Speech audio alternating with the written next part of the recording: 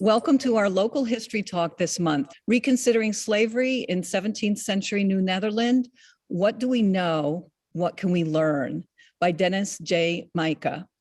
The lecture is one of the collaborations in 2022 between the library and the Jacob Leisler Institute. Each features an expert in early colonial history, and we're very excited about this topic. It's very current and a good thing for all of us to be looking at. The Hudson Area Library has a history room dedicated to preserving and making accessible to the public the history of Hudson, Greenport, and Stockport, which are our library service areas. The history room is open by appointment and also on Saturdays from 10 a.m. to 1 p.m. And we also have online research requests for information on local history that you can fill out at our website. And Emily will be putting that link in, and that's a free service that we offer to the public. Also on this website is information on our collection, including images, PDFs of the Hudson City directories from 1851 on. I think we have about 16 online right now. Video links to our programs and historic footage of Hudson. And we also have finding aids for our physical archived collections that are here, as well as links to online resources on local history and our online history room shop that I hope that you will check. Anyone that wishes to donate to the library's history room can visit HudsonAreaLibrary.org or go to our history room page where there's a donate button. So each year we do several programs with the Leisler Institute. We're very grateful for this partnership and to be working with Dr. David Voorhees, the director of the Institute that's headquartered in Hudson. And Emily will put his website, the Jacob Leisler Institute, in the chat box. He's also the managing editor of the Havamoon, the Half Moon, a quarterly scholarly journal published by the Holland Society of New York. An NYU research scientist, he is a former managing reference history editor at Charles Scribner's and Sons and has published numerous historical works and articles. And he's been a consultant on historical exhibits at the Museum of the City of New York and the Bard Graduate Center in Manhattan, among others. The Jacob Leisler Institute for the Study of Early New York History is an independent, not-for-profit study and research center devoted to collecting, preserving, and disseminating information relating to colonial New York under English rule. In the years spanning 1663 to 1773, New York's provinces, diverse European settlements, and Native Americans and African populations fused into a cosmopolitan colonial territory with ties throughout the Atlantic world. The Institute is unique in focusing on this underexamined 109-year period in American history. So now I will give you to David Voorhees, who will be introducing our speaker. David? Thank you, Brenda. Thank you. It is with much appreciation to again be thanking the Hudson Area Library for hosting the Jacob Leisler Institute's lecture series. This series is made possible through the generous support of the Dyke Family Foundation and the Hudson Riverbank and Trust Foundation. It is with great pleasure that I introduce tonight's speaker, Dennis Maika. Dr. Maika, a historian of colonial New York with a PhD from New York University, is senior historian at the Netherland Institute. He has written numerous articles, served as a consultant for a variety of local history and education projects, and taught history and psychology at the high school and college level for several decades. His article, "To Experiment with a Parcel of Negroes, Incentive, Collaboration, and Competition in New Amsterdam Slave Trade," was a winner of New Netherland Institute's 2021 Clegg and Carol Van Slyke Article Prize. He is currently working on a book about Manhattan merchants in the Dutch and English periods of 17th century New York. Dr. Maika presents this evening a fresh look at slavery in 17th century New Netherland and New York.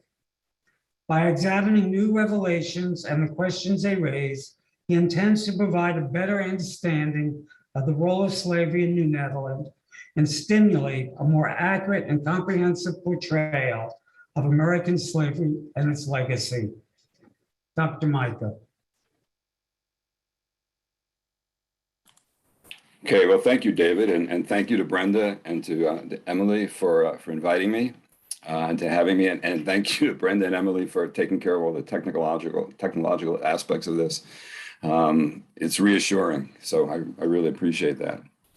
When David first asked me to speak a while ago, I thought I'd talk about my current book project on Manhattan merchants, but there's been so much new work done recently about the subject of slavery in New Netherland, and I've been involved in some of that work myself, that I thought I'd use this invitation as an opportunity to reconsider some of those new things that have been done in that broader context, and then to share what historians now know, much of it, with you. And I think it's important that you learn more about this as well. Slavery is an important topic, as is legacy, and it's become more critical in the popular discourse as of late. And as I've been following that general discussion, it's been painfully obvious that what is lacking in this conversation is some awareness of what happened in New Netherland and in New York, what the experience was in 17th and 18th century, in 19th century. It's a legacy, it's a sad legacy, but it's a legacy that all Americans share, all American colonies share. It's not just a Southern concern. But why is this important, and how do we take this new information and how do we use it? It's a difficult question, but I've been inspired by some recent work that's been done by the people at the Amsterdam Museum that I've had the opportunity to talk to recently. And they've done a very credible job with a very difficult subject, and it relates to something called the Golden Coach. The Golden Coach is what you see on the left. It was built in 1898 in honor of the installation of the 18-year-old Queen Wilhelmina. It's been used ever since for royal weddings and ceremonies, but it's especially been used into the 21st century for the opening of Parliament every September. It was a gift from the city of Amsterdam to the royal family, but it's always been controversial, and it's become especially more concerning in the Netherlands because of the restoration that's been given to it and the tribute from the colonies side panel that you see there on the right. I have an arrow showing you where it is on the coach and then what you see. And if you take a look at it, it doesn't portray the people of the empire in an even light. It shows, clearly that people did not share in all the benefits of the Golden Age, and that people, especially people of color, were exploited. But the strategy of the Amsterdam Museum is what I think has been fascinating. Their strategy is to try to engage all the various constituencies in an ongoing dialogue that's stimulated by sharing all the research that they've sponsored. So to paraphrase Margriet Schabenmacher, who's the artistic director there, she thinks that educating the general public, and I'm quoting from her, with the most accurate information available and engaging them in discussion is, quote, the best way to reduce the distance between those who feel involved, and also to create opportunities for mutual understanding. And to me, I think that's a critical message for us. So my goal today is to try to encourage discussion and dialogue by offering the best available evidence of 17th century slavery in New Netherland, the experience of the enslaved, the slave trade, the legalities of slavery. It's a topic that's relatively unknown among the general public and generally misunderstood. But I'd like to share some of those new discoveries, and hopefully we can overcome some of the typical stereotypes. So first, I'd like to focus on the slave trade, which to me is critically important to understanding how slavery evolved in the colony, and also share the results of my most recent research and something that's about to be published as well. And then next, I'd like to focus on what we know about the life for those that were enslaved, and to share some of the recent revelations of some historians. Not everything that has been done recently, we just don't have time for that, but happily, you're going to be able to see Andrea Mosterman in May, and you'll get a chance to hear from her firsthand of what her incredible research has yielded. At the end, though, after I offer some general conclusions and summaries, I'd like to invite you, the audience, to reflect on what this might mean for the current discussion about slavery and its legacy. Rather than me tell you what to think, I'd like to follow the model that was set up by the Amsterdam Museum and have you begin the discussion via the chat component in the Zoom meeting today, which I know we won't be able to settle, but I hope it's a chance for you to do it. I'm not going to tell you what to think about this, but I think it's important that you begin to draw some conclusions about this. And I'd love to know what you think, because I've been struggling with this question for a while. Okay, but first, let me give you a little background of what New Netherland is. This is a standard map that many of you may have seen about what New Netherland was, how New Netherland was interpreted in 1650. You can see the Hudson River. I guess you would be right about here. New York City is here. What is now New Jersey? Oops, what is now New Jersey there?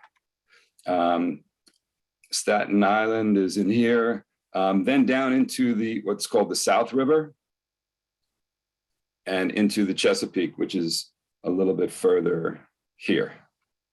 And then notice that they actually include parts of what's now Cape Cod, and all of this is under the title of New Nederland, not Netherlands, New Netherlands, singular. Here's another easier to read map to show you what the area of New Netherland is. The area that's down here, the South River, the Delaware River, the North River was the Hudson River, and Connecticut River. So when we talk about New Netherland, we're referring to this entire area, that covers several different states in today's America. And New Amsterdam was the center of this colony, the capital, with what they call the staple port through which all trade would operate. But let me begin now talking a little bit about the slave trade.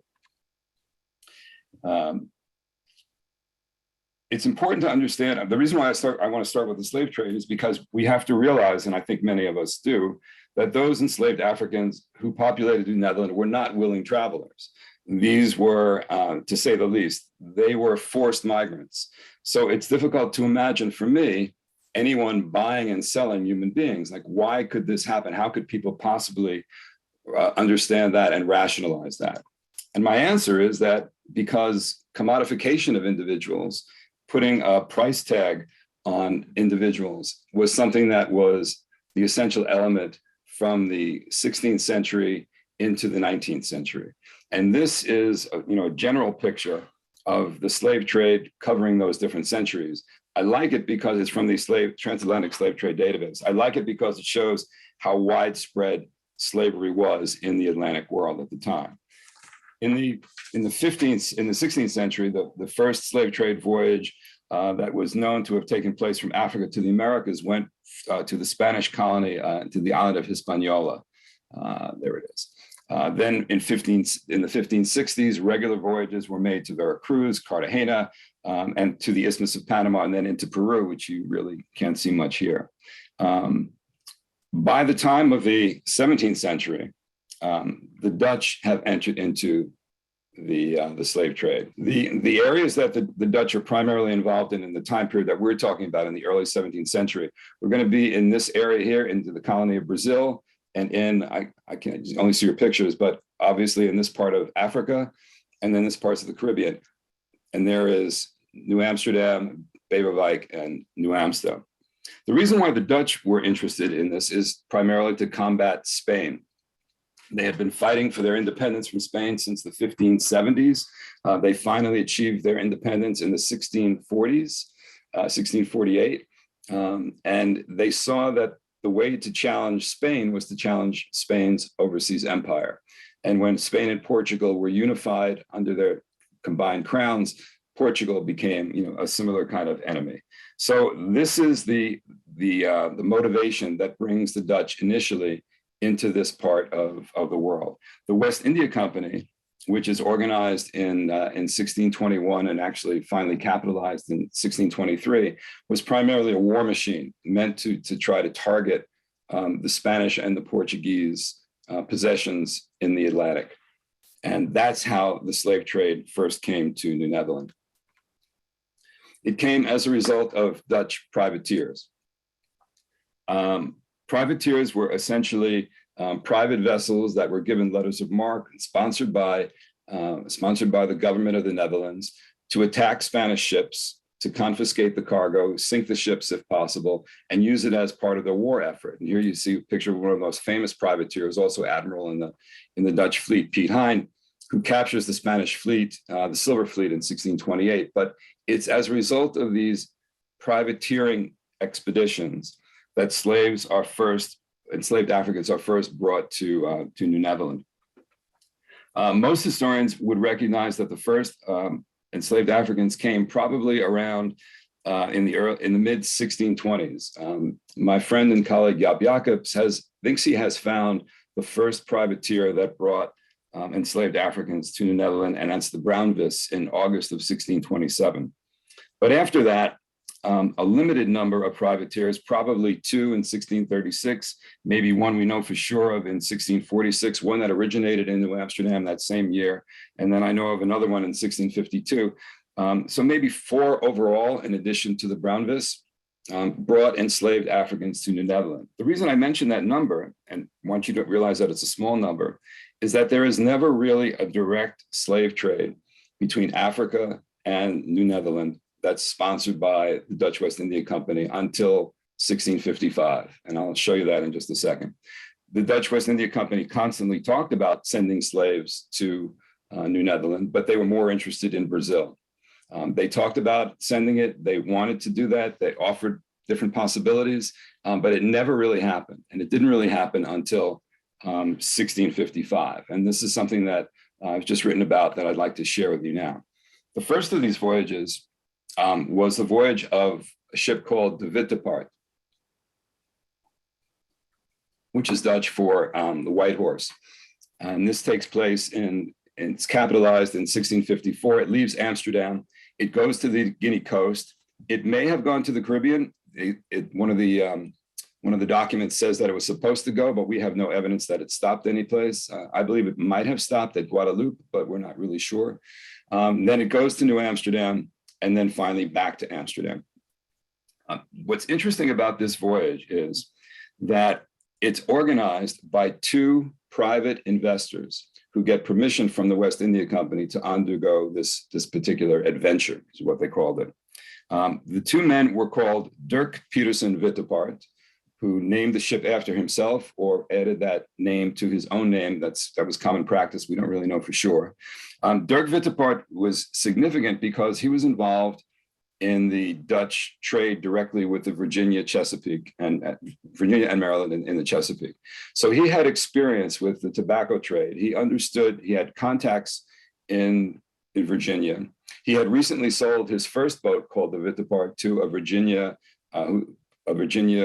tobacco planter who ended up moving to Maryland, whose name was Simon Overzet, who promptly took the boat and sailed it to New England and wrecked it someplace in New England.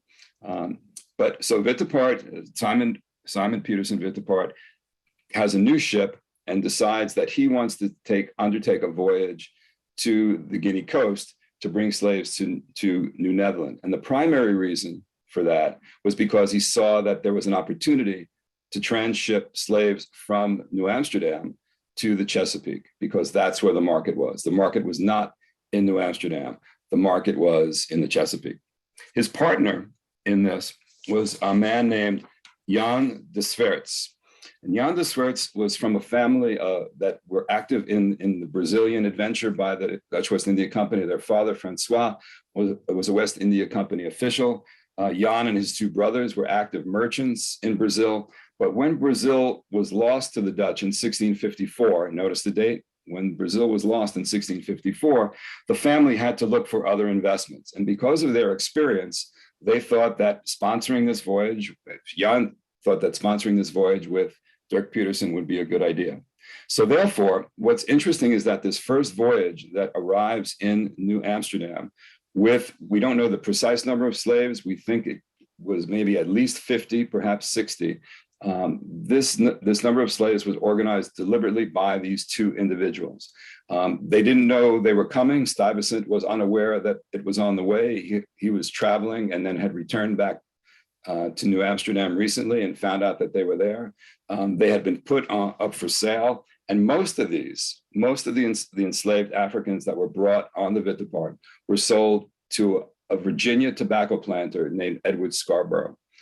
We know that because the reason why the Virginians were so interested was not just because of the labor that they could get from the enslaved Africans, but also because for every person, enslaved or free, that was brought into the colony, they would get a certain amount of land. And so we know that Edward Scarborough and his family and friends and relatives at that particular point in time received a significant number of property. And so we equate that property with the number of people that he purchased on the Wittepart. So it isn't until several years later that another experiment in the slave trade takes place. And this is something that I've just written about. It's in 1659, the West India Company deliberately writes to its vice director in Curacao, Matthias Beck, and says, we want you to organize and send a parcel, experiment with a parcel of Negroes, that's the term that they used, to send to New Amsterdam, to sell to the inhabitants there at public auction, and to open the slave trade to all the inhabitants of New Netherland. Now, why would the West India Company now all of a sudden be interested in this slave trade, whereas before they had not? The answer is, again, because of changing conditions in the Atlantic world. As I mentioned before, Brazil was no longer a Dutch colony. It had been lost to the Portuguese in 1654. The Dutch, however, were still active in Africa, and they were looking to redirect their African trade, and they were going to do it through the island of Curacao. And you can see the island of Curacao that I've identified on this map from 1662. You notice where it's located in relation to the rest of the Caribbean. Curacao would soon become the slave trading entrepot in this particular part of the world. And so if Curacao was going to be the slave trade supply center for the Spanish colonies, and by the middle 1660s, they actually get the right to sell directly to it. They found ways of doing it before then. They could then experiment by sending some slaves directly to New Amsterdam and to see if they could be used by the people there. So this first experiment, there was the first ship that actually sent enslaved Africans to New Amsterdam from Curacao was a ship called the Sferamundi. Again, it was a private vessel. Matthias Beck enticed the owner with very liberal freight rates, promising him trade, and a small cargo, using the term that they used, a small parcel of 5 children who were below the age of 16 were sent directly to New Amsterdam. 4 arrived. One of them died on the month-long voyage. They traveled on the Sferamundi, which was a relatively small ship, along with a huge cargo of salt. And that's the first to arrive. Now, why would other people be interested in this slave trade? Manhattan merchants, the people that I've been studying for many years, the Manhattan merchants were very interested in this because they were beginning to see the possibility of integrating the Virginia tobacco trade in with the trade that they were sending back to Amsterdam. And it's in the early 1660s that there's actually a treaty negotiated between merchants who represented Peter Stuyvesant and the government of Virginia, where they would agree to exchange slaves. They would agree to exchange more tobacco at favorable rates if slaves could be included in that arrangement. So Manhattan merchants were interested and were willing to explore this possibility. Also interested, a little bit later on, were the people that are in charge of the New Amstel colony. If you remember, I showed you the New Amstel colony, which was on the Delaware River. The Dutch had taken it back from the Swedes by 1655.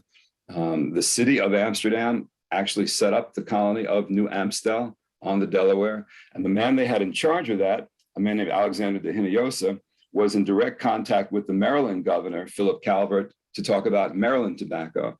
And as a result of various plans that they had negotiated, they were going to send Dutch merchandise into the Delaware River, pick up Chesapeake tobacco, set up a special city on the Delaware River. And that was going to be a slave trading port as well as a tobacco exchange port. So a lot of people become interested in this particular opportunity, primarily for economic reasons. The Gideon, which was the last ship that was chartered by the Dutch West India Company before they lost the colony to the English invasion in 1664, was deliberately set up to send slaves from Curacao, a large number of slaves. They originally talked about over 300 slaves. 290 enslaved Africans arrived in August of 1664. 25% approximately were going to go to the colony at New Amstel, and the others were going to be put up for sale, in New Netherland. Unfortunately, or maybe fortunately, the experiment came to an end. And let me just show you a little bit about the experiment we're talking about. This is the extent of the experiment, the number of ships that were actually involved. If you notice that I picked the first 5 or so because there are relatively small numbers involved. The first, as I mentioned, is the Sferamundi. 5 were sent, 4 arrived. The Eichenbaum, then the New Netherlands Indian in 1660. Then in 1661, another voyage of the New Netherlands Indian. 36 arrived out of 40 that were sent. And then in May of 1664, another 40. You can see how different the Gideon cargo was compared to the others. One thing to mention that I'd like to mention here is that we see the title of one of those ships, the New Netherlands Indian. We know that at one particular point, it was right around the spring of 1660, that Peter Stuyvesant had enslaved some of the Native Americans that had been captive in one of the wars and sent them to Curacao.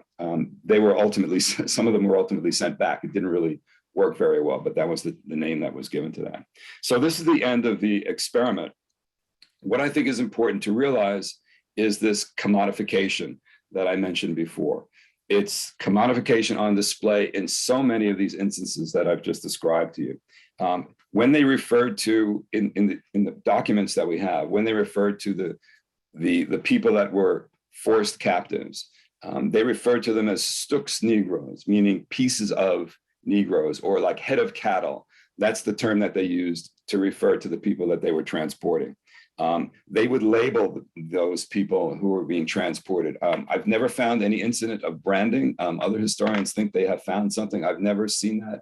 I've seen that a labeling on their clothing was something that was discussed. We know that to show a good example of commodification, Beck, when he sent slaves directly to New Amsterdam, he didn't take the healthiest slaves initially. He sent those slaves that were going to be rejected by his Spanish buyers who were paying more of a price for them.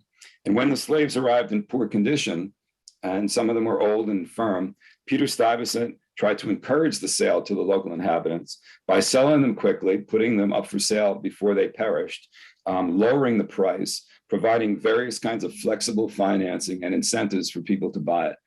You didn't have to pay cash. You could pay 25% down. At times, you could also you could also pay in foodstuffs, commodities, whatever was available, so that he tried to make it easier for those people to purchase the slaves. One of the most frightening and I think most revealing aspects of the commodification was the one that I put on the advertisement for this talk, and that's the list of the purchasers from a slave auction that took place in May of 1664. There were 15 individuals that were on this list. If you can, I just want to mention this. If you wonder about why these documents look this way, these were the original Dutch documents that were kept at the New York State Library throughout up until the early part of the 20th century. And then in 1911, there was a huge fire that destroyed many of the documents. And these documents were severely damaged, as you can see, by the fire. These documents have been translated and restored by Charlie Gehring and Yanni Venema. Their work has been ongoing for decades. And we always pay homage to their work when we talk about them. If it wasn't for them, there was so much that we wouldn't know. But I think it's interesting to look at this, and I'll give you a focus on one, because there's clear price differential. You know, there are a lot of, like I said, 15 individuals were involved.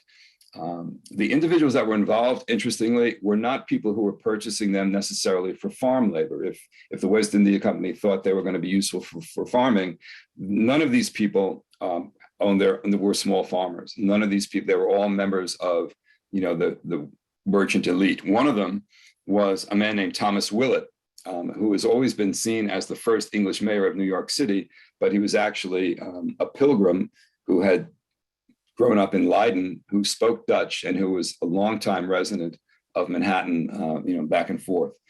I mentioned this one. We also find on this, if I can point this out, David, I think knows about this. We see right here, a young Jacob Leisler purchases one, it says Neger, for 615 guilders, which was a huge price. We think this was probably a healthy person that he was going to use in his warehouse. If I can get a little closer to this, this is, again, a translation. You see that Nicholas Varlet, on the colonist account, meaning on his particular account, he had one negress, but it's negrin, for 290 guilders. The F is the guilder. One neger or one negro for 399 guilders. One negress and her kind and her child for 360. And then also one negress. So what's interesting about this, obviously, is that Nicholas Varlet is not only purchasing 5 people, but he's purchasing a mother and her child. Now, I wonder, where are these prices coming from? These are prices, they're relatively consistent in the 290 to 360 guilder range, except for the one that Leisler purchased. It's possible that there was some equation that was made in terms of labor, that labor for an unskilled laborer, farmer, and for a soldier and a sailor in the Dutch West India Company was between 85 and 114 guilders per year. So we don't know this for sure. This is my speculation.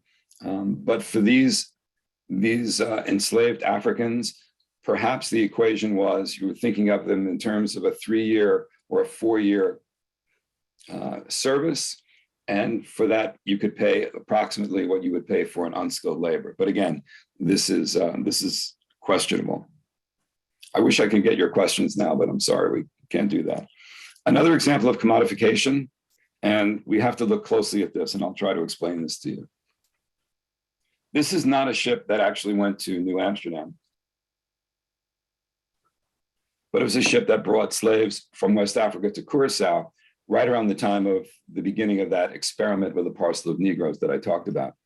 And this, again, it's from the Curacao papers, again, that Charlie has been translated, and you can't really see it here, but what it's basically saying is that here's a list of the slaves that died on the ship St. Jan, and a statement about the shipwreck.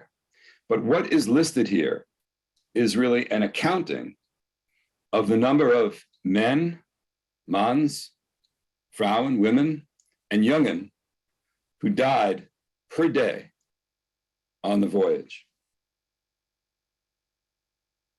And you see the subtotals here. It's set up like a spreadsheet. This, I'm sorry you can't see it, but this one here, on this particular day, this one man overboord gesprongen, which means this one man jumped overboard. And this is the one way that we can begin to understand what that voyage was like. The problem with this, and the problem with the documents that we use, is that we very rarely get to know how this commodification, how the slave trade was experienced by the actual people that were forced to take this journey. We have 2 examples, however, from the Witte and it's not directly from the enslaved themselves, it's from others. We know, for example, when the Witte that I mentioned before in 1655, when the Witte arrived in New Amsterdam, the slaves that arrived were put up for auction by the skipper of the ship. Stuyvesant wasn't present at the moment. The skipper was the one that organized it. The skipper's last name was Zwart, which was an interesting name because Zwart in Dutch means black. We know of 2 people that were on the Witte. We know what their experience was like. The first one was a woman who was unnamed, who was forcibly intoxicated by the ship captain, Zwart, to mask her serious illness. We know that she was taken screaming through the street to the home of the person that purchased her at the auction, Nicholas Bout. She obviously realized her condition. She knew that she was dying. When she arrived at the house of Nicholas Bout, she died within 3 hours after she was purchased. The only reason why we know about her is because Nicholas Bout sued the captain for fraud, that he deliberately sold something that sold a person that was ill. The other person that we know something about is a person on the Wittepart named Antonio. And Antonio was most likely sold by Edwin Scarborough, who I mentioned was the major purchaser, sold by Edwin Scarborough to that person, Simon Overzee, that I mentioned, who Dirk Peterson Wittepart had known. Simon Overzee, by this time, had moved to Maryland, was setting up his own plantation. And we know that Antonio had run away several times, refused to accept his situation as being enslaved. He refused to work. And because of his refusal and because of his obstinacy, at least in the minds of his resistance, essentially, but obstinacy in the minds of Overzee, Overzee had him corrected, and that was the term that was used. The correction was whipping, and then Overzee had hot lard poured into his wounds and had him hanged, stretched out, almost crucified on a ladder where he died. And the only reason why we know about this is because Overzee's political enemies had him charged with manslaughter in Maryland. Overzee was acquitted.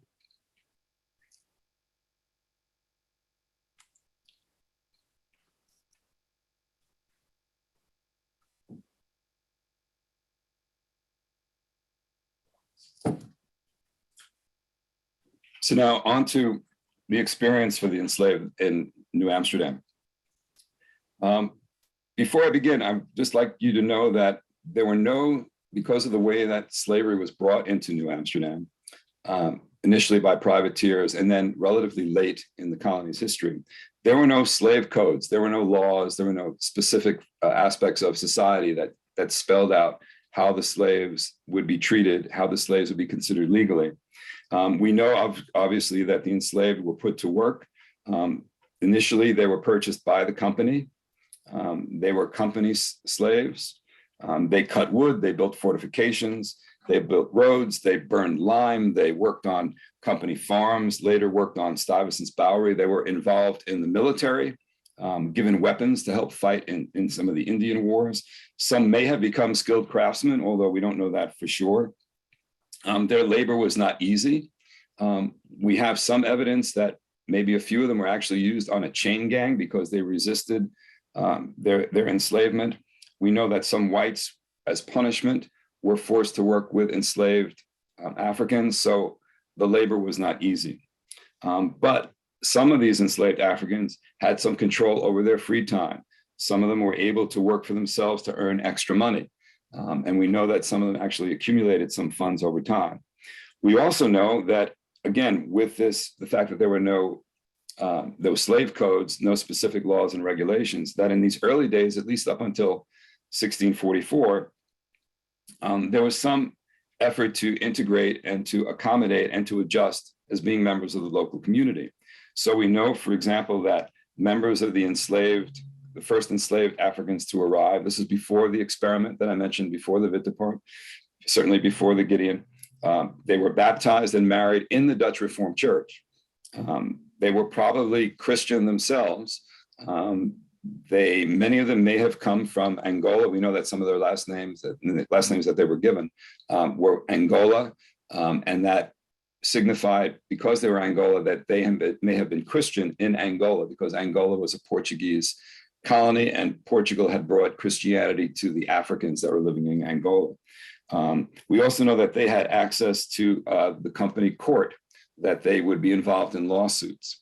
And we also know of the fact that they actually had some sense of their own personal agency, that they were conscious of their condition. Again, we don't have slave narratives, we don't have firsthand accounts. This is just what we can surmise from the available evidence that we can gather. We know, for example, that 9 of these company slaves were accused of murdering another slave, Jan Primero, in 1641. And all 9 of them, when they were confronted, they said that they all did it together, to somehow join together so that not one of them would be punished. Maybe they all did it together, we don't really know, but the company decided that one would draw lots, and whoever got the shortest straw, so to speak, would be the one that was executed. The person that got the shortest straw was a man named Manuel de Garrett de Reyes, who's probably enslaved by someone named Garrett de Reyes from what is now Albany, but in Rensselaerswyck.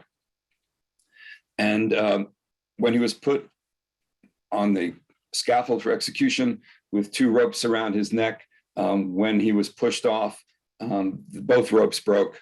The crowd thought that was a sign from God, and he was let go.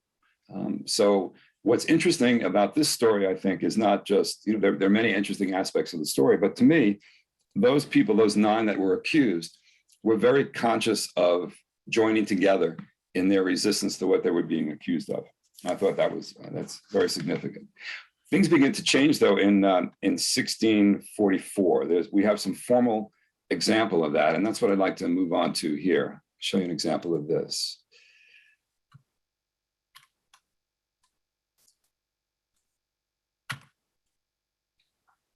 Okay, in 1644, many of those who had been accused of the murder of John Primero actually petitioned the court, petitioned the West India Company for their freedom. Now, that's interesting to note first, because their names are below. You can see the names. I've tried to highlight that in white. So for example, you can see up here, Paulo Angola, Grote Big Manuel, Klein Manuel. They were the ones that petitioned the West India Company for their freedom. They said that we have been, this is the copy of their petition. We don't have the actual petition they presented. They may have done it in person, they may have done it in writing, we don't really know, but this is the record from the West India Company Court in February of 1644. They said that we have been working long enough. We've been working for 18 or 19 years, which puts them right at the beginning of the arrival of the Brownvis that I mentioned before. And that we think you promised us essentially our freedom, and we think now is time for our freedom. Their freedom was granted by the West India Company, by Willem Kieft, the director, saying that they would be free and at liberty, the same as other people, but they had to pay a tribute to the company, which would be 1 hog or 23 bushels of corn. They agreed to work for the company when the company needed them. And it also said that their children would remain slaves. I'll come back to this in a minute. Now, from the enslaved perspective, why did they choose this particular moment in time to make this petition to the West India Company? Notice that they are using their right to petition, and this is being granted and accepted by the West India Company. We think that it has to do with the Indian wars that were taking place at the time. Kieft's War was going on, beginning in the early 1640s, had gone on through 1644. He thought that this might be a good time. They thought that this might be a good time to use their influence in fighting for the director to pressure that. They also used an example of we need to take care of our families, and we can't do this anymore. And from Kieft's perspective, it was expensive and difficult for the company to continue to support slaves. So he was interested, perhaps, in relieving himself of the burden, but quickly gave them land north of the city. And I'll talk about that in just a second. So what's interesting is that in 1644, this does not set a rigid standard for what will follow. This is not what every other person that was enslaved, not the conditions under which they would achieve their freedom. Other people were freed on different terms. For example, Jan Francisco Jr., and we think this was the son of Jan Francisco, you see him down here, who was probably an adult child, but he was granted his freedom without any stipulation, not any stipulation about children, because obviously maybe he didn't have any. We know that someone named Manuel the Spaniard was freed by a colonist named Philip Jansen Ringo in February of 1648. And again, there was a payment of money involved. Stuyvesant also freed 3 women later on in the 1660s on the condition that one of them would clean his house every week. The others were freed with fewer requirements, but there was no statement about children. Now, the question about children is interesting because there's no evidence that children were ever forcibly enslaved after that. The West India Company was actually challenged by other members of the colony of New Amsterdam, saying that this violated, basic rights of human beings, and that they shouldn't be allowed to do this. The West India Company person on the ground said, we're only going to keep about 3 of the older people, and most of the young children would not be enslaved. We don't really know specifically what happened. But it remained on the books, supposedly based on this petition, and it came up again in the later 1660s. But what this says, I think, at this particular point in time, and going forward with this petition about land, and I'll talk about land in a second, is that slavery as an institution in New Netherland is kind of amorphous. It's uncertain. There's a lack of clarity that accompanies it. There could have been, as Andrea Mosterman says, and she will tell you a bit more about this, a hierarchy of slavery, that there was some that actually could achieve freedom. There was some that achieved what they called half freedom, but only by the 1660s were they using that term. And there were many that were never freed at all, and we don't know much about them.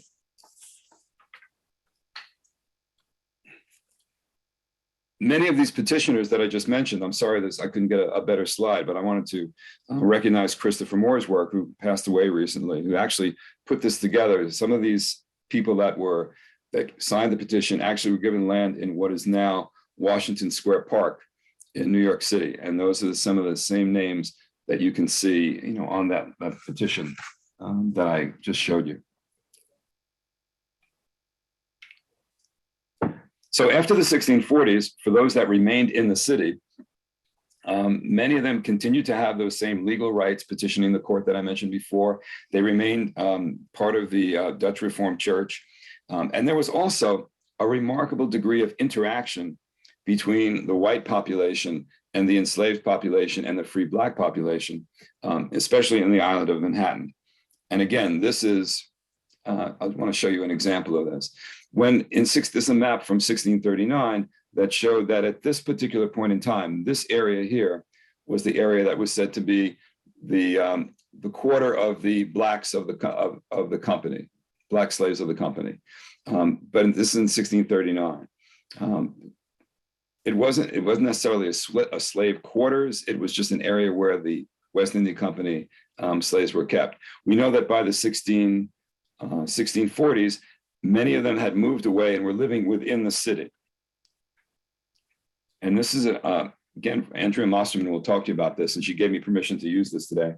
We know that many of them actually lived right here, where number 1 is. It was called the Slijksteeg, the residence of people enslaved by the company. But they had complete freedom of movement around the city.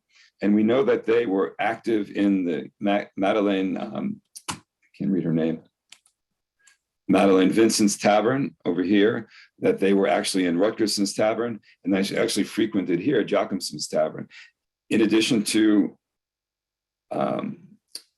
free Africans and white laborers. They also know that they were able to get into the church, which was in the Reformed, the Reformed Church was inside the fort. And there was also an extension of the church, a smaller church built here on Pearl Street, all within easy walking distance. This is the Costello plan. And what Andrea has done is identified these different places here. So this shows an incredible integration and areas of interaction between the different people that were enslaved and free and were not, and were white. But it doesn't mean, I think, that that slavery was a benign institution. It doesn't mean that that these were happy slaves, that this was a very different kind of slavery.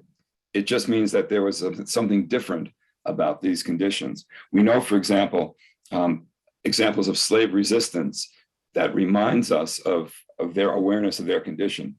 We know of one particular instance where a woman named Palesa van Angola was accused of stealing. She was a company slave, and she was sold as a result of her theft. We also know that an unnamed enslaved African was also sold by the company because of laziness and unwillingness. Clearly these were examples of resistance. We also know that in 1664, an enslaved African named Lisbeth Antonison was sentenced to death for deliberately burning down the house of her master, Martin Clegear. The sentence, however, was immediately suspended with the provision that Lisbeth be put through the preparations of an actual execution. So she was chained to a stake. She was subjected to the rest of the preliminary procedure for strangulation and burning, but it was never completed, after which she was sold at an auction. I should mention that there was no evidence of enslaved Africans ever being executed. There was only one person that was executed. We believe he was an enslaved person, but he was executed in 1646 for raping a 10-year-old boy. And his penalty was being strangled and his body was being burned.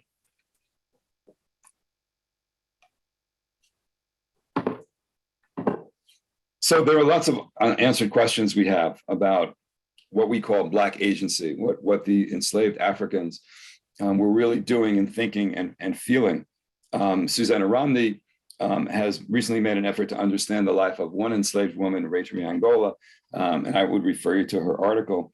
We also don't know how the resident enslaved and free reacted to the newly arrived captives who were coming from Curaçao. To me, that must have been striking, to have been living in New Amsterdam for years, and then to see the arrival of enslaved people coming from Curaçao and being sold at auction. We don't really know exactly what they were thinking, but there's some circumstantial evidence to suggest that they were aware of that they were concerned about their condition. We have a complaint that was made by one of the conservative ministers that was living in New Amsterdam in 1660, right around the time where that experiment was just beginning with the slaves from Curaçao. And he remarked that although he saw some hope for the Black children that were enrolled in his catechism classes, he was afraid that the parents only wanted their children to be baptized to protect their freedom. Is this something that the people that were enslaved were concerned about and saw the way of protecting themselves and their children was by having them baptized because Christians could not be enslaved? We also know in terms of agency, we also know that when the ships arrive in the harbor, when the English invasion ships arrive in the harbor 2 weeks after the arrival of the Gideon, we know that several enslaved Africans who had been given their half freedom the previous December now requested their full freedom from Peter Stuyvesant when they saw the English ships arrive. Clearly, they were afraid that their status would not be respected by the English, and it was something that Stuyvesant was willing to grant them.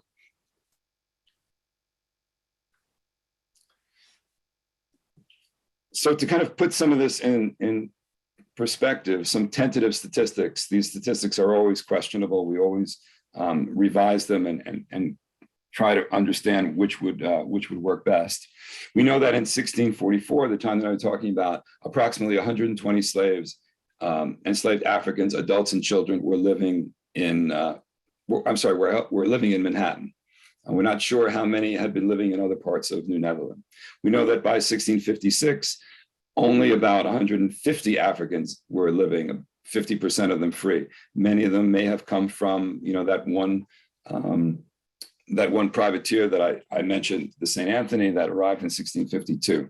We know that in 1658, the West India Company was actually reducing the number of enslaved Africans that they owned. We found a complaint from one of the West India Company officials that said, we just can't afford to keep that many people enslaved. So only 12 to 16 enslaved Africans. And then statistics that we were getting from, most recently from Patricia Bonamy, that I think are accurate, maybe 170 Blacks were living in the colony in 1660, 70 to 75 were free, not counting the ones that arrived on the Gideon, which were 290. So, and just for comparison, in 1664, the New Amsterdam free white population was approximately 1,500.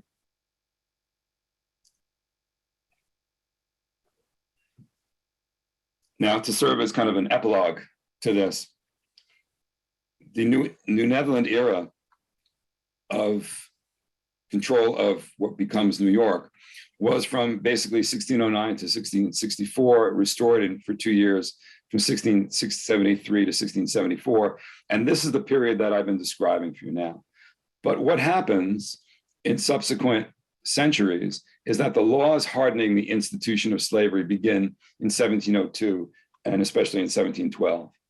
And from then on, in the early 18th century, throughout the 18th century, slavery is a rigid institution with specific laws that prohibit interaction, prohibit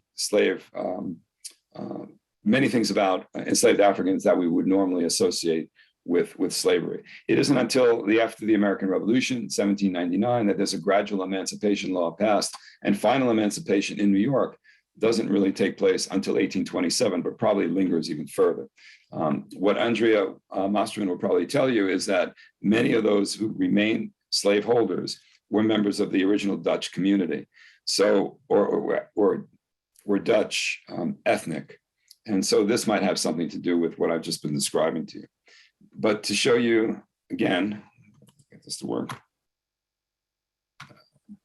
Getting back to some other statistics, I just kept in white what I showed you before, but notice that from 1665 to 1775, we find a much larger number of enslaved Africans that are arriving into New York. When Andrea Masterman estimates that and from the slave trade database, that 7,000 enslaved Africans disembarked in New York. In 1703, there were about 800 enslaved in New York in the entire colony. That number is increased of a total population of 18,000. Notice that the numbers continue to increase throughout the 18th century. So the period that I've been describing to you is actually the early period before there is what becomes, a more rigid institution and a larger number of enslaved Africans living in New York City. So I'd like then just to try to put together some tentative conclusions or some ideas just to wrap up what I've just been talking about. First of all, I think it's important to know that the institution and the experiences of the enslaved evolve over time. Slavery that begins in New Amsterdam, if it begins with the arrival of the Brownvis in 1627, or if it begins with the institution of slavery in the early 18th century, it's an evolutionary process. It's not something that begins and is maintained. It's something that evolves over time. Its flexibility and uncertainty, I think, in the initial New Netherland period is probably due to the fact that it wasn't a well-planned strategy. The West India Company had designs to bring slavery to New Netherland, but they were never able to do that until they gave permission to the Wittepart and until they experimented with a parcel of Negroes, beginning in 1659. I think the lack of clarity initially allowed for some slave agency and some accommodation as the West India Company and the whites that were living there tried to extend their own cultural features to those new arrivals through their church, through their court. I think the small numbers that we were talking about that I've tried to identify with the statistics certainly had an impact on this experience. I think the changes that we see happening later are in some degree a direct reflection of the increase in the numbers. And the fact that it applied primarily to Black Africans and those few Indians that I mentioned reveals perhaps that this was, racial slavery in its infancy. But most importantly, I think for what I'm coming away from this with is that this was a product of the Atlantic world. It's not something that the Dutch or the English brought to America. Commodification was the critical element dating back to the 16th century in the Atlantic world. Perhaps in New Netherland, the initial pricing related to a comparison with white labor, but we don't know that. They were comparing perhaps to labor, but later on they're putting a price on individuals. So what I'd be curious about, to get your questions or reactions in the chat, would be to understand a little bit more about what ways do you see an understanding of New Netherland slavery contributing to our current discussions, and in what way do you think it's valuable? I've been speculating about this myself for a long time. I think the one thing that strikes me is that the lack of institutional clarity allowed for some flexibility that I think would have prevented economic forces from changing things in the direction that they ultimately went in. But I'd be more interested in hearing your thoughts And so that's all I have to say. Thank you very much for listening, and I look forward to your questions. Okay, wonderful. Dennis, thank you so much. This was a lot of information, and for me, a lot of new information about the colony and about the institution of slavery. And I think it's very useful to see it in all of its forms and how it was different in different geographic locations because of economics and various things. So please, any participants who would like to comment, and I know Dennis really wants to hear your questions and comments on this information, you can put your questions in the chat. So the one question is from William. Do you have any information, this is very particular, as to whether any of the original 11 slaves in New Amsterdam who gained partial freedom participated in attacks on Native Americans during Willem Keef's Willem Keef's, yeah. Yeah. Okay. Not any specific references, but we do know that that Kieft armed some of the company slaves with pikes to use against the natives. Specifically in what campaign and specifically how they were used, I don't know. But we know that he definitely intended to use them for military purposes. Okay, thank you very much. Thanks for your question, William. So if anyone, oh yes, I have another from Catherine. You referenced at one point to a number of free whites. Does that suggest that whites too were enslaved or indentured? No, I must have misspoke. I'm sorry. No, I think there were of course whites that were indentured servants who were not considered to be free because they were bound by contract. You know, the same way that members of the West India Company, soldiers in the West India Company were bound by contract to the West India Company, but I wasn't trying to suggest anything with that, no. Okay, and this is from Josephine. Hi, Dennis, thanks so much for your talk. I'm curious if in your research, have you come across other auctions or other slave dealings in Esopus, Kingston, Ulster County? Wait, it just moved. I know of an auction in 1674 in Esopus, but I'm wondering if you've come across anything earlier. Thank you. No, but I'd love to know about that Esopus auction. Hi, Dennis. Yeah, it's actually, I don't know. know. Josephine. Okay, hi. Hi. I don't know much about it. I can find the information, but it was an auction in Esopus where there was a court case later because Louis Dubois had purchased two enslaved people, Anthony and Susanna, at that auction, and then he was challenged as that they had escaped from the Caribbean, I believe. So I don't know the details. I just know that it's referenced, and I can send you the citation if you'd like. But yeah, I'm curious. I'm looking for information relating to slavery being practiced in Ulster County before we know that it was practiced by some of the New Paltz patentees. I would say that I think I don't know about any particular case, but Josephine, you could give me some more information. I'd be interested to know who held the auction and why was the auction held? I mean, that's, to me, is it because of a death and the slaves were put up for auction, which could very often happen, it's possible. Was there a suit for fraud? I'm saying who's sponsoring the auction and for what purpose? And do you have a final determination of what happened with that? And it's interesting to see how the procedures for auction would take place in the 1670s, which is not that far removed from the time period that we're talking about. So certainly the precedent for auctions was there. But we found evidence of auctions. The work that I've done on the Phillips family later on, and like when the Phillips family members passed away in the 18th century, some of their slaves would be sold at auction. So that was just a way of resolving an estate. So that's why I was asking about that. Right. Well, great. I'll message you. Yeah, sure. Thank you. To chat more about that. Thank you. Thank you, Josephine. Thanks for listening. And Oh. Ed, did you have something, Dennis? I'm sorry. No, I'm just looking at the next question. Edwin Blue asked if there's an evidence of uprising of groups of slaves in New Netherlands. No, in New York, yes. I mean, there were two slave rebellions, one in 1712, one in 1741. But there was no evidence of a slave rebellion as such. You know, there were small, what I was trying to look for were evidence of slave resistance, and resistance can take many, many different forms. You know, resistance can be like Antonio refusing to work. That's a form of resistance. It could be theft. It could be running away. And there's not that much evidence of runaway slaves. Actually, more indentured servants ran away from New England. There were constant pleas between the governors of New England trying to get their runaway servants back. You find more enslaved Africans running away later on in the non-New Netherland period, in the later half of the 17th century. I found one that ran away from the Phillips estate in the 1680s, I believe.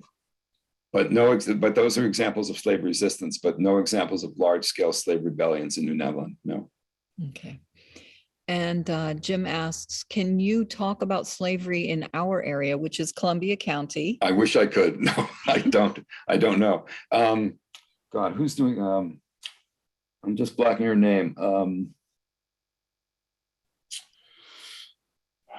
God, maybe if I can take a look at. There's somebody that's doing work on Hudson Valley slaves because her family were slave owners. Yes. Yes, and I can't think of her name right now either, but she's writing a book. She wrote it's African American Archives of Debbie Bruno. Yeah, Debbie Bruno. Oh no, yeah. That's not the person I'm thinking Deborah of. Bruno is the person I was thinking of, and she has a piece in there was a Wall Street Journal piece that she did several years ago, and I know that she's writing a book about those experiences, and she would know more about Columbia County. Sadly I don't know. Okay. There is an organization also because their family was enslaved persons and they stayed continuously in Columbia County until now. It's called the African American Archives of Columbia County. And they're just getting started, but they've already found some wonderful things. So I'm going to try to get that in the chat when you're answering the question. Oh yeah, I'd love to know more about that. I think one of the most exciting things for me is hearing stories about new discoveries that you're coming up with, that you've seen, and to stimulate that kind of work, I think is probably one of the greatest results of me giving a talk like this. That to know that other people are interested and other people are finding more and more things, and that's the way we're really going to discover that. Yeah. So thank you for that. I'd love to know more about that. That's exciting. Sure. And then Jim also asked, how much was it a factor in the economy of this area during the Dutch era? I think. How much? I don't understand the question. I think how much was slavery a factor in the economy? Jim, if you want to unmute yourself and clarify the question in the economy of this area. I would say that later on, if we can go back to this slide, if you take a look at this, the total population in New York City was significantly increased. But notice that at the bottom here that there were 21,000 enslaved in New York by the time of the American Revolution. So I would say that by the time of the American Revolution throughout the 18th century, a sizable portion of the rural areas, as well as in New York City, employed slave labor. And so in terms of, we can't put a price tag on it, but we know that there were many farmers, especially of Dutch ancestry, that held one or two enslaved Africans. And some of them were among the most resistant to giving up slavery because of the labor that they got from them. So I would say that by the 18th century, enslaved labor was significant throughout the New York region. Yeah, and we had a talk by Travis Bowman Sure. Yeah, I figured you would know. It was from the Leisler Institute collaboration also. So we had this talk by Travis Bowman, who's from the historical preservation part of the New York State Parks Department. And he has really, gone into, and especially in our area in the Hudson Valley, all of what a slave would cost and how even a middle-class farmer could afford, a slave or two, and they would have, enslaved persons in their home. And, I love that he made the point also that even though it was a more intimate situation with a enslaved person in your house, it was not any less brutal, which you also made in your talk. But right, Travis and his organization, the Department of Parks and Historical Preservation, and I always get all the words wrong, but they're doing remarkable work. Travis is an excellent resource, and he's putting together some really fascinating things. There are also some interesting things going on the eastern end of Long Island as well, and so more and more people are uncovering new things about enslaved Africans. But this is mostly, I think, from the later period that I really didn't discuss at this particular time. I was just talking about that early period, but as I was trying to emphasize that slavery as an institution and the number of people enslaved really increases significantly, in the 18th century, and it's not as significant, for the economic development of the colony in the New Netherland period. It's important, but it's not as significant for the overall economy. Okay, thank you. And Russell Shorto said, Dennis, great talk. After having done this deep dive into all the recent scholarship, including your own, what are your thoughts on models for the evolution of slavery in New Netherland? Yeah. I mean, Dennis and I have talked about this. I just wondered if he had any further thoughts since putting this together. And I think it's a fascinating topic because people, what you try to find here is what was in people's minds in the 1630s or 1640s. If you were a white New Amsterdamer and you were engaged in somehow in whether purchasing an African, or it was just the company was doing it, but it was right in front of you, what were you thinking? And I think there's also the question of when does race and skin color become part of it? Because in earlier eras of slavery, like ancient Rome, race had nothing to do with it. If Rome conquered you, then those people were enslaved, and they may have looked just like the Romans did, Yeah, no, I think that's a great question, and I don't think we can find a real answer to that, because I've asked myself that question many times. Like, what are people really thinking? Like, why? How can you buy and sell a human being? I don't get it. I think as a merchant, you're buying and selling everything else, and they're using different terms. It's the one thing that I was speculated with is that they're using different terms when they're trading Africans, and they're using different terms when they're meeting them on the street, when they're coming into direct contact with them. And I always thought that was significant. A face-to-face communication with an individual is different from a removed statistical accounting feature. When, for example, there was a case, I think her name was Christina. She was let's see if I can get this right. She was the daughter of two of the people that were probably included on that 1644 list who died soon after that they were granted their conditional freedom and their land. She was orphaned, but she was adopted by Domingo Angola.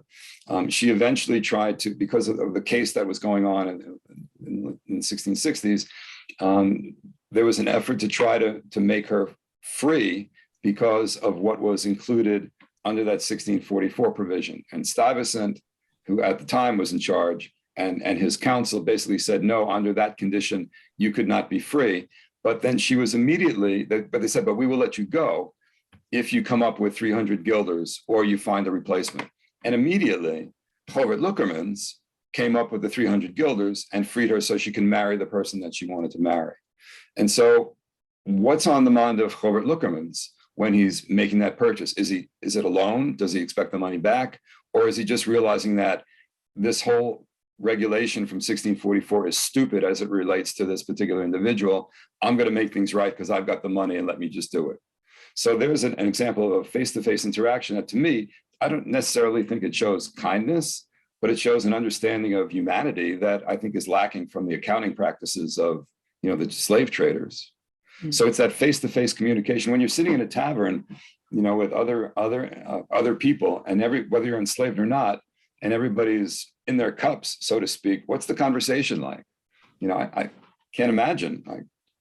I can't imagine. So Russell, we keep looking for evidence. We don't always find the evidence that we wish we had. So we speculate, and we speculate based on as good evidence as we can find. What do you think? I mean, what are your thoughts? I mean, This is your talk, man. Well, I think Charlie Gehring points to the Netherlands Roman Dutch law. That was the law, and they going back to ancient Rome and what the practice of slavery was and was not there. I think he sees some connections that they may have had that in their mind as one of the things to kind of fall back on as you're trying to invent something.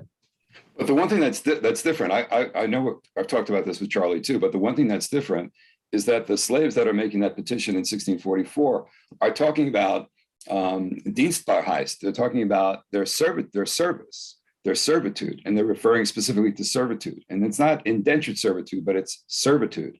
So they're not referring to what could be, unless that's in Roman Dutch law, and that I don't know. But clearly they have something in their minds. And that relates to, we've done what we think you expected us to do, which is not Roman Dutch law. So again, we don't know. If they applied Roman Dutch law, then we would have a codex to refer to, that they immediately would impose that, but we don't have that. They didn't use that. So, okay. All right, thank you, Russell. Mm-hmm. So Tom asks, I heard that some enslaved people worked on the famous wall that Stuyvesant built. Do you know if that was the case? Yeah, I'm glad you asked that question. I think it's true that enslaved Africans for the West India Company worked on the wall, but they worked in conjunction with other free whites who are also employed by the city, required by the city to put in the labor to build the wall. So it's not just that enslaved Africans built the wall, they built it in combination with other people that were called on, whose labor was called on by the company and by the city. And that wall was built not to protect from the Indians, but to protect from the English. And so they built it together. There's a really interesting piece. I'm sorry, who asked that question? Is it, I can't remember. Tom. If you can find this, if I can look for it in a minute while we're talking, on the website for the New York City Municipal Archives, there's a whole series of Amsterdam stories that one of them relates to the building of the wall. And you could find it, there's a very interesting discussion there by one of the people that work for the archives. And while you're talking, I can see if I can find it for you and put it in the chat, but that might help answer the question. So I'm glad you asked that question. I had to cut something, so I cut that. So thanks for asking. Found it, but I'm not sure it's the right wall, so you look. Marjorie asks, do you see cultural or religious differences between the English and Dutch that might have contributed to the different ways slavery existed under them? It's a pretty big question while you're looking something up. Yeah, and I have to stop looking now. Let me see if I can find what you're looking for. Okay. I think the original, just looking at that, the 1664 turnover where the English arrive, they don't immediately impose their understanding of slavery, whatever that is. They're not directly involved. They're just getting involved in the slave trade themselves. The Royal African Company just begins to organize in the 1660s, and the Royal African Company is looking for ways of organizing a slave trade, primarily through the Caribbean and then into the North American colonies.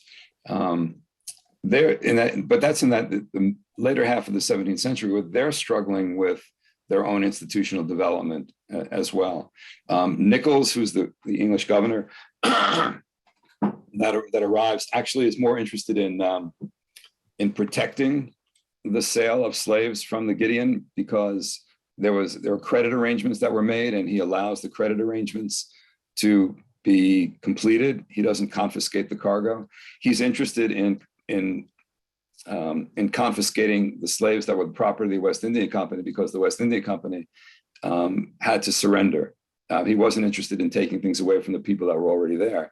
And actually, people that were already there were allowed to keep the slaves. And there were no real restrictions initially. Things begin to change by the 1680s as more and more slaves are brought into the colony, but there aren't any real strict regulations until later. So in a long way to answer your question, it isn't until I think back to the early 18th century that when New York is clearly integrated into the English Empire, that the English imperial structure begins to change as well. They begin to define their slave codes, although the English in Virginia, had their slave codes earlier than in New Netherland. In the 1660s, I think, they had their first restrictive slave codes. I'm not sure if that was deliberate or something that was, I don't think it was imposed by the English government. It was something that the Virginians decided to do because of the way they were depending more on labor. So it would almost go initially, by a colony basis. The next question is somewhat similar. Did the Swedish colonists engage in the slave trade? Do you have information on that? I don't know. I honestly don't know. I would wonder. I mean, I don't know that much about the Swedish colony, the labor force in the Swedish colony. I don't believe so, but I couldn't swear to it. I don't know if Mark Thompson is on here. Mark Thompson is the expert on that, and he could answer that question, but I don't know. I would say I don't believe so. Okay. All right. And if you get a chance, I messaged you with the link, I think, that you want, and I can send it to everyone if you want. Yeah, it's Maika Lorenzini. That's it. That's it. All right. Yeah, so thank you. Hit the return. Yeah, Maika Lorenzini is the person that did it. And someplace in there, I'm not sure if it's part 1, part 2, part 3. Okay. But that's perfect. Thank you. Yeah, sure. Just going back to where I was. David, did you want to unmute yourself and ask your question about the statistics or comment? Well, I have two questions now, Dennis. One is, are there any statistics on the age of the enslaved when they were sold? You mean on those auctions? Right. No. Okay. We would guess. The only information that we have on those auctions that I mentioned were general comments about their physical condition and that some were old, but we don't know what old means. Right. It's interesting. It could mean 35. The other question is, have you done a comparison with Dutch Brazil? Where slavery? No, I haven't done any comparison. I mean, when one is trying to understand the Dutch attitude here in New Netherland, what would the attitude have been in the Dutch colonies elsewhere towards slavery, particularly where slavery is so important? It's a really good question. The only thing that I've really looked at closely is the slave trade rather than the institution of slavery. And I know that with the slave trade in Brazil, that the West India Company opened up the slave trade to private investors. At the same time, they were doing it to the private investors in New Netherland. So they were making it available to individual entrepreneurs because they couldn't handle everything on their own. And again, things change after 1654 when Brazil is lost. So, but I don't know about the specific, the economy was very different in Brazil. I mean, you're dealing with what you can legitimately call, I think, plantations, sugar plantations in the Brazilian economy. There were no such similar plantations in New Netherlands. So they used the word plantation, but a plantation was generally an early planting of a farmstead that would ultimately become a more settled bowery. So you don't have the same kind of labor need. You don't have the same kind of organization of labor that you have in Brazil.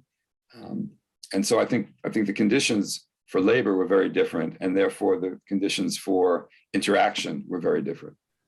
We do have examples of overseers in New Netherland, the example of an overseer or the supervisor of Negroes, one of which may have been enslaved African himself. And I'm sure there were overseers that were used in the Brazilian plantations, but I don't know specifically about them. So, but that's a really interesting question. Yeah, I'm thinking more of the justification of racial slavery. Well, there's a big argument, a big discussion over, the religious aspect of this. Can you legitimately enslave Christians? And if many of the people that were enslaved who were coming from Africa had been Christians in Africa, could they be legitimately enslaved? And the questions were raised about, could they be legitimately enslaved if they were taken in a just war? And so I think the philosophical questions about enslavement were taking place in Amsterdam at the same time. But I don't think it affected what was happening in Brazil or in New Netherland. That's a good question though, David. I don't know. Let's talk. All right. Well, let's find out more. I don't know. I mean, my research is showing a definite, it occurs later, much along the same lines that is happening down in the Chesapeake, where the justification for racial slavery is based on biblical precedents. But this is later, right? This is like the 1680s? 1670s. It's after the Okay. period Okay. you're discussing. And my other thought is, as Benjamin Schmidt, was it, that wrote about, Yeah. and, the concept of slavery. The Dutch talk very much about the concept of their being enslaved by the Spanish. So I think that they do have a pretty good concept of what slavery is. I've been looking a little bit at Justinian law, which of course is the basis of Dutch Roman law, and also at millennial pietist writings in the early 17th century. And slavery is talked about in those works. But in New Netherland, do you think it's similar to Roman Dutch law? I'm just bringing up Russell's question before. Well, I mean, they're coming from that tradition. They're not, and then the New Netherlands didn't spring out of the ground without, Right. They're coming from the Netherlands, and their ideological concepts are coming from the Netherlands. Anyway, that's my thoughts on this. But I wonder, I haven't seen the evidence of them putting into practice. I mean, the company doesn't seem willing to take that initiative. And I think, to come up with some kind of a rigid or a clear slave code. I mean, I think Stuyvesant and his council have opportunities to do that. Certainly the municipal government in New Amsterdam doesn't. And I just think it's easier for them to avoid the question. Right. I think it's an interesting question, the whole thing. Oh yeah, for sure. And worth a lot of discussion and research. We should talk to Wim Klooster about, slavery in Brazil. When we're done, I'm going to take a look at his book and see what he says about that. Okay, great talk. Very interesting. So we're past our time. We have a few more questions. Sure. Okay. Jean asks, who might know the most about the slave market from New Netherlands to Virginia? So I guess, Jean, do you want to unmute and are you looking for a book or a reference point or? Well, I know that Edmund Scarborough came to New York and bought slaves, and I think David knows that as well. So I was just wondering who's doing some research about slave trading from other colonies to New York, to New Netherlands. Well, I've been doing it, and that article that I did really talks about some of the same kinds of things you're talking about. The extent of that, I can't think of anybody. I mean, I can't think of anybody that's done anything more recent than I have, looking at those connections. So, I mean, maybe that article that I wrote might be useful to you. It's from the Journal of Early American History. I think it's mentioned someplace in the literature, but that might be valuable for you with the references. And, Dennis, I'm sorry, go ahead. Just saying thank you. Wonderful talk. Oh, sure. You're welcome. Thank you. Dennis and David, I'm thinking we'd be happy because we have the email addresses of all the registrants to, send a resources list if you want to do that with the articles and things that you're mentioning, whatever we have in the chat. That's the one article that I mentioned to that last question. I'm sorry, I forgot your name, but it's on the announcement Oh, It's okay. called, To Experiment with a Parcel of Negroes. The reference is there, but Brenda, I could send you the specific reference, but Okay. it's available on JSTOR if she has access to JSTOR. Brenda, do you have access to JSTOR? Can you get that and make that available to your members? Emily would know that, but I do not think we do. It's usually academic and we're a, public library, but so I don't think that we do. So Mary Ellen asks, is there validity to the old idea that Africans sold each other into slavery? And do we know the status of those being sold? Oh, Well, we know generally that Africans sold Africans to the Europeans on the coast of Africa. right. We know that for sure. Okay. But in New Netherland and in New York and in North America, I haven't seen that. Okay. And William asks, could you say something about the Pinkster holiday as it related to slaves in New Amsterdam?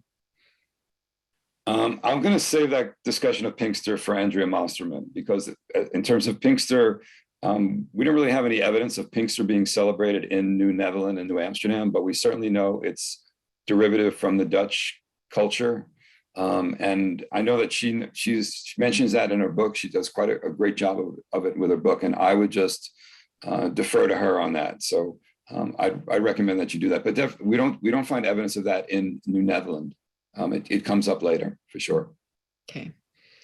Tammy said, maybe this question is being answered now. In what ways did the institution change under the English? And I think you did speak about that in that question about the differences of slavery. Yeah, I mean, there are a couple of really good books that could help you get at that. I mean, Graham Hodges' Root and Branch is probably one of the better books that actually discuss what happens later. Jill Lepore has a great book on the slave uprising in 1741. There are some other books. I mean, Leslie Harris and Ira Berlin, I believe, have something that describes, I can't remember the exact title, that describes some of the institutional development that happens later. And then Andrea will allude to some of those things, definitely mentions those things in her book. But she's talked, as she will discuss with you, she's taking a different angle into that than just an institutional approach. Her thing is, her interpretation is just very unique and very, very thrilling, I think. All right, great. Van Calhoun asks, I have an early Dutch heritage. I was raised with Black kids my own age here, named Van Duzen, Van Alstyne, Van Ness. Yep. Is there a huge divide between pre-1664, when the small slaving was introduced by individual Dutch entrepreneurs, and post-1664, when the English trend to institutionalizing the slave trade culturally accepted, endorsed, and encouraged? So that's similar to the other question with a lot more details. I'm not sure what the question is. Not sure what you're trying to ask. I would say that I'm not surprised that the Van Duzens would be of African descent, that there could be Van Duzens. I don't know for sure, but it's not surprising. Yeah, I'm not sure where the question is in there. I think he was asking about the divide between the pre-1664, when the enslaved persons were kind of small in number, and then after with the English, which I think we've kind of covered. Some of these questions have been in here for a while. So with that, I'm going to read what Catherine says. This has been a wonderful event with 3 exclamation points. And I agree. We really appreciate the scholarship, and I'm very glad for the participants and the discussions we were able to have with them. I'll ask David if he'd like to say any final words, and also Dennis, but I think this was really thrilling. It's a lot of new information. It was a lot for me to take in. So I wrote a lot of notes and I'll be following up, but thank you so much. That was really great. I just want to add my appreciation and what a rich topic this is. And you've given me a lot to think about, and I'm sure the rest of the participants. So I want to thank you for being willing to come forward. Well, I want to thank you all for having me. And I wish, my only regret is that we couldn't do this in person so I could see you all and actually have a conversation. I'd really be interested in more of your reactions about this. It's not a topic that a discussion that will end here. It's something that I know we will all continue to look into. So thank you very much for your interest and for your time. I really appreciate it. I hope to meet you at some point, maybe when this pandemic is ever over. I'd love to come up to the library and say hi. So. All right, well, you have an open invitation. Yeah, great. And we're Thank getting you. all kinds of thank you and excellent presentation. So thank you so much. And I see our library director, Emily, is there. And with that, we'll say goodnight. And really thank you, David and the Leisler Institute. And Dennis, this was wonderful. All right. Thank you all. Take care. Have a good night. Stay Good night. safe.